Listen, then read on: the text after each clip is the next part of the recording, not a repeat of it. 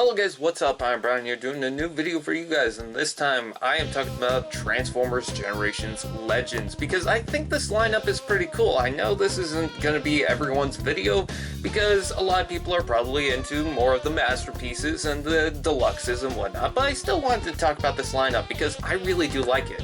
I'm enjoying all these figures and I think they're pretty cool. Even some of the worst ones have something cool to add to them, and I just like the concept in general. But before we talk about these, let's talk about the backstory of Transformers Legends. This was an original Transformers Legends figure, and it was basically in the scale of the Transformers Legion class figures that we get nowadays. And basically the point of these were smaller scale figures of the Transformers that we've gotten, like the Deluxes and Voyagers. I believe it started in Transformers Cybertron, and then we got Universe Classics and animated figures and movieverse figures from the first movie to Revenge of the Fallen, and of course Hunt for the Decepticons, which is where this guy is from. By the way, thanks to Chris Vellner for this figure because he is awesome. Anyways, in regard to that, when Dark of the Moon came around, they wanted to make a bigger universe for the Legends class figures, so they created Cyberverse. In doing so, they renamed the Legends class figures to Legion class figures and gave them little holes and little weapons that you can plug in to certain figures. In fact, some of the Legends class figures were remolded to have little holes in their hands and whatnot to be able to plug in little weapons, and some of them even included those weapons that you can swap around from figure to figure. And I thought that was a cool idea because it gave this small scale a little bit more of a purpose, and they even released probably more figures than the main line ever did, so that's pretty cool. Anyways, in regard to that, I guess they wanted to continue with Transformers Legends, especially when Fall of Cybertron was coming around and they had the opportunity to give us little cassette guys for the Soundwave Blaster and Sound Blaster. So they decided, hey, we're going to continue Transformers Legends, but we're going to do them for cassettes.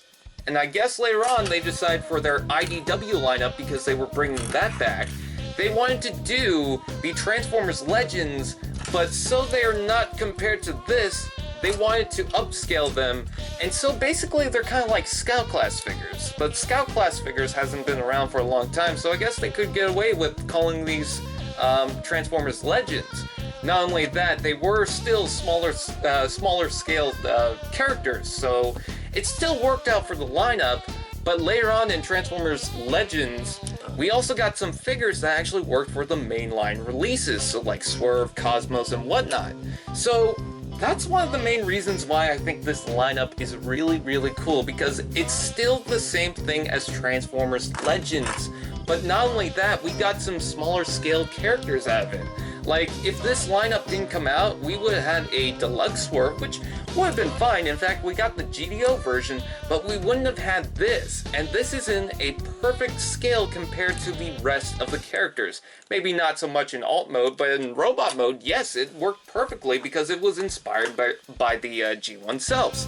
And they also came with little Target Masters, in which they decided to give them the 5mm peg hole things or whatever, so that they can work with the Deluxe class figures.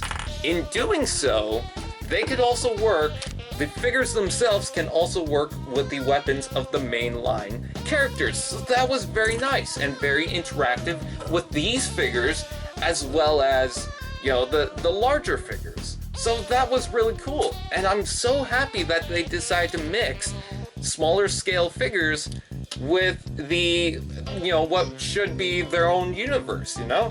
And in a way, even the smaller scale figures work in their own universe. Like, you know, Bumblebee could fit in this Transformers Legends universe that they're trying to introduce, as well as the larger stuff that they're making. So that was pretty cool.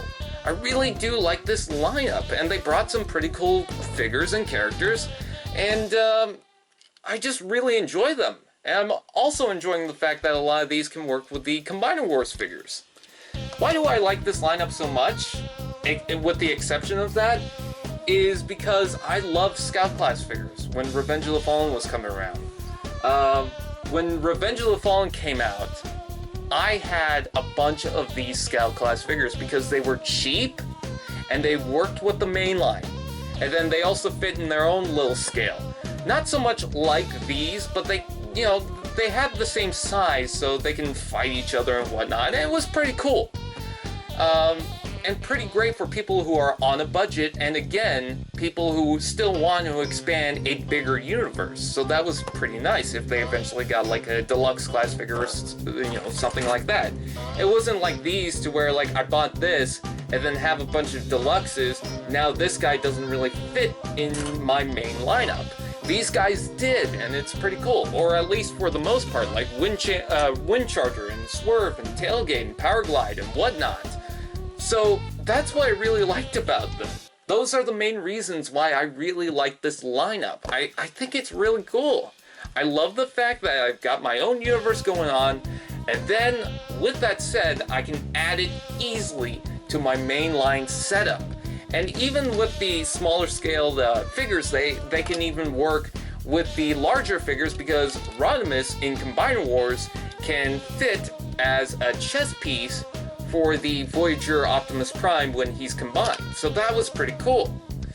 And there's a lot of good figures in this lineup. Yes, a lot of them are crappy, like Reflector over here. I think this thing is crap. But, you know, with a lot of these, like Bombshell, I think is very cool. I like his alt mode, even with his arms underneath there. I think he's very nice. Let's see, what else? A lot of people complain about Wind Charger, mostly because we have a Reveal the Shields version of him, and that was a lot better. I will still say that.